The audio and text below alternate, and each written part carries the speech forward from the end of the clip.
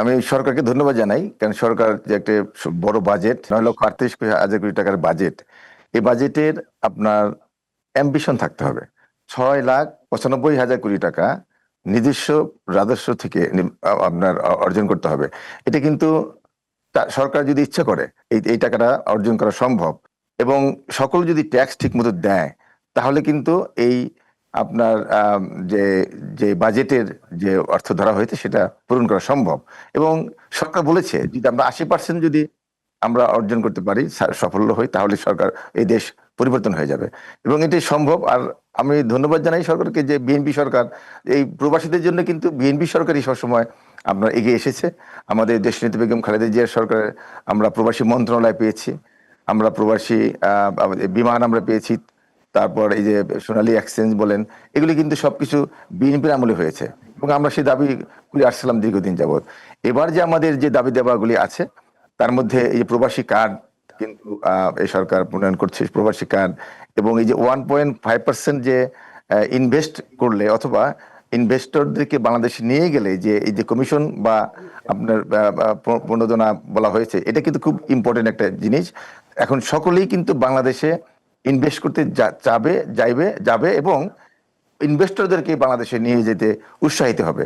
কারণ এই বিদেশি বিনিয়োগ যদি বাংলাদেশে না হয়, তাহলে বাংলাদেশের উন্নয়ন সম্ভব নয়। কারণ বিগত ফ্যাসিবাদী সরকারের সময় আমরা দেখেছি, তাদের যেহেতু বাংলাদেশে গণতন্ত্র ছিল না, মানে হিউম্যান রাইটস লঙ্ঘন হয়েছে।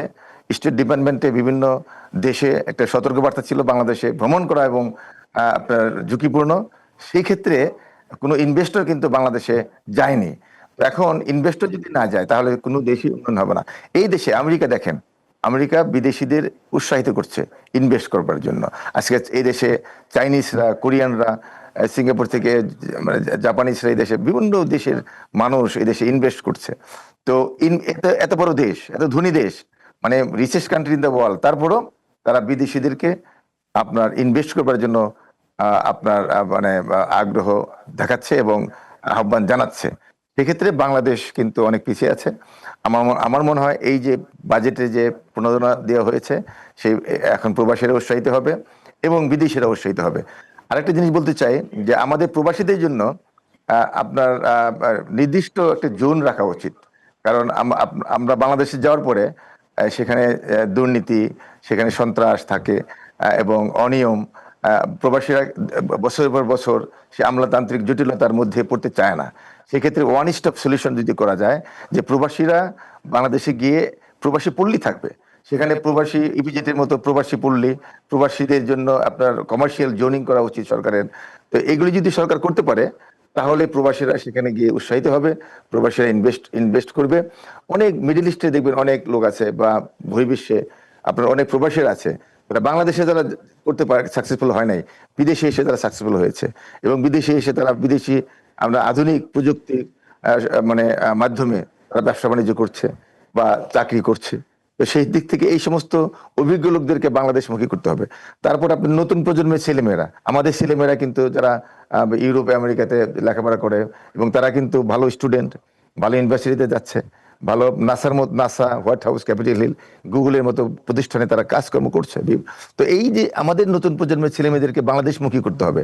তো বাংলাদেশমুখী করতে গেলে বাংলাদেশে আপনার প্রবাসীদের জন্য বিশেষ আইন করা উচিত। যে জনাব গিয়াস, আমরা কিন্তু এই গত মাসে দেখলাম একজন প্রবাসী বাংলাদেশি ভারতে গিয়ে আপনার বিলিয়নস অফ ডলার সে আপনার ইনভেস্ট করলো, কিন্তু সে তো বাংলাদেশে ইনভেস্ট করতে পারতো। আমাদের ধারণা মানে কোন প্রতিবন্ধকতার কারণে, কোন সীমাবদ্ধতার কারণে তারা বাংলাদেশে না এসে আমাদের প্রবাসী বাংলাদেশি তারা অন্য দেশে যাচ্ছে। বাংলাদেশে এখনো তো আমলাতান্ত্রিক জটিলতা আছে।